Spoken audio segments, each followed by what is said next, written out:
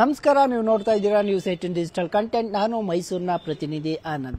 ಹೆಣ್ಣು ಸಂಸಾರದ ಕಣ್ಣು ಅಂತಾರೆ, ಆದರೆ ಇಲ್ಲೊಬ್ಬ ಹೆಣ್ಣು ಸ್ವಂತ ಗಂಡನನ್ನೇ ಮುಗಿಸಲು ಮಾಸ್ಟರ್ ಪ್ಲಾನ್ ಒಂದನ್ನ ಮಾಡಿದ್ದಾಳೆ. ಅದು ಕೂಡ ಸಿನಿಮೆಯ ಸ್ಟೈಲಲ್ಲಿ ಸ್ವಂತ ಗಂಡನನ್ನ ಸಾಯಿಸಲು ತಮ್ಮನ ಸಹಾಯವನ್ನ ಪಡೆದಿರುವಂತದ್ದು. ಸದ್ಯ ನಾನೀಗ ಹೇಳಲು ಹೊರಟಿರುವಂತಹ ಕತೆ ಮೈಸೂರಿನ ನಂಜನಗೂಡು ಪಟ್ಟಣದ ಉಂಡುವೆನಲ್ಲಿ ಗ್ರಾಮದಲ್ಲಿ ನಡೆದಿರುವಂತದ್ದು.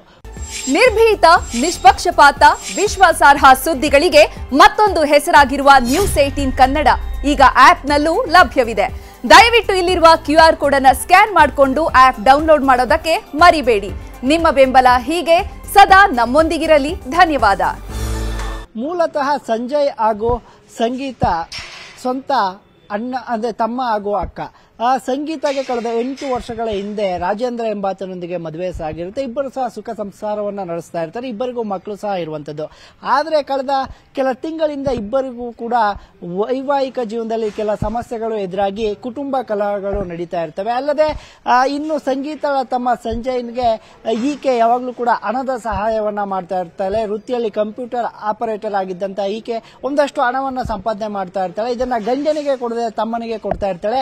ಅಲ್ಲದೆ ಗಂಡನಿಗೆ ಇತ್ತೀಚೆಗೆ ಕಾರೊಂದನ್ನು ಸಹ ತೆಗೆದುಕೊಟ್ಟಿರ್ತಾಳೆ. ಇದೇ ಕಾರಣಕ್ಕೆ ಗಂಡ ರಾಜೇಂದ್ರ ಹೆಂಡತಿಗೆ ಬಾಯಿಗೆ ಬಂದಂತೆ ಬೈದು ನಿಂದಿಸಿ ಆಕೆಯನ್ನು ಅವಾಚ್ಯ ಶಬ್ದಗಳಿಂದ ಬೈದಿರ್ತಾನೆ. ಇದನ್ನೇ ಮನಸ್ಸಿನಲ್ಲಿ ಇಟ್ಟುಕೊಂಡಿದ್ದಂತಹ ಸಂಗೀತ ತಮ್ಮನೊಂದಿಗೂ ಸಹ ಮಾತುಕತೆಯನ್ನು ಆಡಿಸ್ತಾ ಇರ್ತಾಳೆ. ಇನ್ನು ಬಾಮೈದ ಅಂದ್ರೆ ರಾಜೇಂದ್ರನ ಬಾಮೈದ ಸಹ ತಮ್ಮ ಭಾವ ನನಗೆ ಸಹಾಯ ಮಾಡಿದ್ರೆ ನಮ್ಮ ಅಕ್ಕನನ್ನ ಹೊಡಿತಾನೆ ಬೈತಾನೆ ಅನ್ನುವ ನಿಟ್ಟಿನಲ್ಲಿ ಅವನು ಸಹ ಕತ್ತಿಯನ್ನ ಮಸಿತಾ ಇರ್ತಾನೆ. ಇದಕ್ಕೆಲ್ಲ ಒಂದು ಫುಲ್ ಸ್ಟಾಪ್ ಅನ್ನ ಇಡಬೇಕು ಅನ್ನುವ ನಿಟ್ಟಿನಲ್ಲಿ ಇಬ್ಬರು ಸಹ ಕೂತು ಒಂದು ಪ್ಲಾನ್ ಅನ್ನ ಮಾಡ್ತಾರೆ. ಅಂತ ಹೇಳಿದ್ರೆ ಒಂದು ದರೋಡೆಯನ್ನ ಮಾಡುವ ನಿಟ್ಟಿನಲ್ಲಿ ಒಂದು ಪ್ಲಾನ್ ಅನ್ನ ಹಾಕಿ ಗಂಡನನ್ನ ಮುಗಿಸ್ಬೇಕು ಅಂತ ಸಂಗೀತ ನಿರ್ಧಾರ ಮಾಡಿದ್ರೆ ಅದಕ್ಕೆ ತಮ್ಮ ಸಂಜಯ್ ಹಾಗೂ ಆತನ ಸ್ನೇಹಿತ ವಿಘ್ನೇಶ್ ಸಹ ಇವರಿಬ್ಬರಿಗೂ ಸಹಾಯವನ್ನ ಮಾಡ್ತಾನೆ.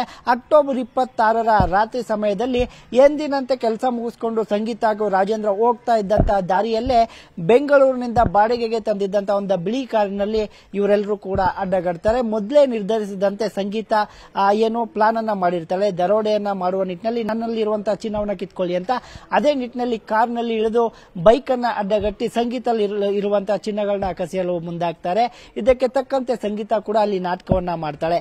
ಇದೇ ಸಂದರ್ಭದಲ್ಲಿ ಕಾರಿನಿಂದ ಇಳಿದಂತಹ ಮುಖವನ್ನ ಮುಚ್ಚಿಕೊಂಡು ಸಂಜಯ್ ಹಾಗೂ ವಿಘ್ನೇಶ್ ಹಾಗೂ ಇನ್ನೊಬ್ಬ ಅಪ್ರಾಪ್ತ ಬಾಲಕ ರಾಜೇಂದ್ರನ ಮೇಲೆ ಮಾರಕಾಸ್ತ್ರಗಳಿಂದ ದಾಳಿಗೆ ಮುಂದಾಗ್ತಾರೆ. ಇದೇ ವೇಳೆ ಇನ್ನೇನೋ ರಾಜೇಂದ್ರ ಸಾಯಬೇಕು ಅನ್ನೋ ನಿಟ್ಟಿನಲ್ಲಿ ಮತ್ತೊಂದು ವೆಹಿಕಲ್ ಅಲ್ಲಿಗೆ ಎಂಟ್ರಿ ಆಗುತ್ತೆ. ಆ ಸಂದರ್ಭದಲ್ಲಿ ಇವರೆಲ್ಲರೂ ಕೂಡ ಪರಾರಿಯಾಗ್ತಾರೆ. ಇನ್ನು ಇವರಿಂದ ಹಲ್ಲೆಗೆ ಒಳಗಾದಂತಹ ರಾಜೇಂದ್ರ ಕುಟುಂಬಸ್ಥರು ಪೊಲೀಸ್ ಠಾಣೆಗೆ ದೂರೊಂದನ್ನ ಕೊಡ್ತಾರೆ. ಈ ರೀತಿ ದರೋಡೆಗೆ ಯತ್ನ ಆಯಿತು, ನನ್ನ ಮೇಲೆ ಹಲ್ಲೆ ಆಗಿದೆ ಅನ್ನುವಂಥದ್ದು. ಆಸ್ಪತ್ರೆಯಲ್ಲಿ ಏನು ರಾಜೇಂದ್ರನ ಸ್ಟೇಟ್ಮೆಂಟ್ ಅನ್ನ ಪಡೆದುಕೊಂಡಂತಹ ಪೊಲೀಸರು ಕಾರ್ಯಾಚರಣೆಗೆ ಇಳಿತಾರೆ. ಮೊದಲು ಎಲ್ಲೋ ಇದು ದರೋಡೆಗೆ ಚಿನ್ನವನ್ನ ಕದಿಯಲು ಹಣವನ್ನ ಲಪಟಾಯಿಸಲು ಆಗಿರುವಂತಹದ್ದು ಒಂದು ಕೃತ್ಯ ಅಂತ ಪೊಲೀಸರು ನಿರ್ಧಾರ ಮಾಡ್ತಾರೆ. ಆದ್ರೆ ಎಲ್ಲೋ ಒಂದು ಕಡೆ ಹೆಂಡತಿಯ ಮೇಲೆ ಸಂಶಯಗಳು ಕೂಡ ಶುರುವಾಗ್ತವೆ. ಅದಕ್ಕೆ ರಾಜೇಂದ್ರ ಸಹ ನನ್ನ ಹೆಂಡತಿಗೆ ಬೇರೊಂದು ಸಂಬಂಧ ಇರಬಹುದು ಅನ್ನೋ ನಿಟ್ಟಿನಲ್ಲಿ ನನಗೂ ಸಹ ಅನುಮಾನ ಕಾಡ್ತಾ ಇದೆ ಅನ್ನುವಂತ ನಿಟ್ಟಿನಲ್ಲಿ ಒಂದು ಇಂಟನ್ನ ಕೊಟ್ಟಿರ್ತಾರೆ. ಇದೇ ಇಂಟನ್ನ ಇಟ್ಕೊಂಡು ಪೊಲೀಸರು ತನಿಖೆಯನ್ನ ಮಾಡ್ತಾರೆ. ತನಿಖೆಯಲ್ಲಿ ಎಲ್ಲರ ಮೊಬೈಲ್ ರೆಕಾರ್ಡ್ಗಳು ಇರಬಹುದು ಹಾಗೂ ಸಂಗೀತವನ್ನ ಪೊಲೀಸ್ ಭಾಷೆಯಲ್ಲಿ ವಿಚಾರಣೆ ನಡೆಸಿದಾಗ ಸಂಗೀತ ಮಾಡಿದಂತಹ ಪ್ಲಾನ್ ಏನಿದೆ ಅದು ಒಪ್ಕೊಳ್ತಾಳೆ. ಹೌದು, ನನಗೂ ಹಾಗೂ ನನ್ನ ಗಂಡ ರಾಜೇಂದ್ರನಿಗೂ ಕಳೆದ ಕೆಲ ತಿಂಗಳಿಂದಲೂ ಕೂಡ ಒಂದಷ್ಟು ಜಗಳಗಳು ಆಗ್ತಾ ಇತ್ತು. ಅಲ್ಲದೆ ನಾನು ನನ್ನ ತಮ್ಮನಿಗೆ ಸಹಾಯ ಮಾಡ್ತಾ ಇದ್ರೆ ಅದನ್ನು ಅವರು ಸಹಿಸ್ಕೋತಾ ಇರಲಿಲ್ಲ. ಈಗ ತಾನೇ ಹೊಸ ಕಾರೊಂದನ್ನ ಕೊಡಿಸಿದ್ದೆ, ನನಗೂ ಸಹ ಕಾರನ್ನು ಕೊಡಿಸು ಅನ್ನುವ ನಿಟ್ಟಿನಲ್ಲಿ ದುಂಬಾಲು ಬಿದ್ದಿದ್ರು. ಅಲ್ಲದೆ ನನಗೂ ನನ್ನ ತಮ್ಮನಿಗೂ ಅವಾಚ್ಯ ಶಬ್ದಗಳಿಂದ ಬೈತಾ ಇದ್ರು. ಆ ನಿಟ್ಟಿನಲ್ಲಿ ನಾನು ಆತನನ್ನ ಮುಗಿಸ್ಬೇಕು ಅನ್ನುವ ಪ್ಲಾನ್ ಅನ್ನ ಮಾಡಿದ್ವಿ ಅಂತೇಳಿ ಒಪ್ಕೊಳ್ತಾರೆ. ಈ ಎಲ್ಲ ಕೃತ್ಯವನ್ನು ಕೂಡ ಪೊಲೀಸರ ತನಿಖೆಯಿಂದ ಬಯಲಾಗಿರುವಂತದ್ದು. ಸದ್ಯ ರಾಜೇಂದ್ರ ಅವರು ಆಸ್ಪತ್ರೆಯಲ್ಲಿ ಚಿಕಿತ್ಸೆಯನ್ನ ಪಡಿತಾ ಇದ್ರೆ, ಇನ್ನು ಆರೋಪಿಗಳಾದ ಸಂಗೀತ, ವಿಘ್ನೇಶ್, ಸಂಜಯ್ ಹಾಗೂ ಅಪ್ರಾಪ್ತ ಬಾಲಕರನ್ನ ಪೊಲೀಸರು ಜೈಲಿಗೆ ಅಟ್ಟಿರುವಂತದ್ದು. ಒಟ್ಟಾರೆಯಾಗಿ ಗಂಡನಿಗಾಗಿ ಏನ್ ಬೇಕಾದ್ರೂ ಮಾಡುವಂತಹ ಪತ್ನಿಯರಿದ್ದು ಅನ್ನುವಂಥದ್ದು ಒಂದು ಕಾಲ ಆದ್ರೆ, ಗಂಡನ ಬೈಗಳವನ್ನ ಸಹಿಸಿಕೊಳ್ಳದೆ ಗಂಡನನ್ನೇ ಮುಗಿಸ್ಬೇಕು ಅನ್ನುವಂತಹ ನಿಟ್ಟಿನಲ್ಲೂ ಕೂಡ ಒಂದಷ್ಟು ಹೆಣ್ಮಕ್ಳು ಇರ್ತಾರೆ ಅನ್ನೋದು ಕೂಡ ಸ್ತ್ರೀ ಕುಲಕ್ಕೆ ಕಳಂಕವೇ ಸರಿ. ನಿರ್ಭೀತ, ನಿಷ್ಪಕ್ಷಪಾತ, ವಿಶ್ವಾಸಾರ್ಹ ಸುದ್ದಿಗಳಿಗೆ ಮತ್ತೊಂದು ಹೆಸರಾಗಿರುವ ನ್ಯೂಸ್ 18 ಕನ್ನಡ ಈಗ ಆಪ್ನಲ್ಲೂ ಲಭ್ಯವಿದೆ. ದಯವಿಟ್ಟು ಇಲ್ಲಿರುವ QR ಕೋಡ್ ಅನ್ನು ಸ್ಕ್ಯಾನ್ ಮಾಡಿಕೊಂಡು ಆಪ್ ಡೌನ್ಲೋಡ್ ಮಾಡೋದಕ್ಕೆ ಮರಿಬೇಡಿ.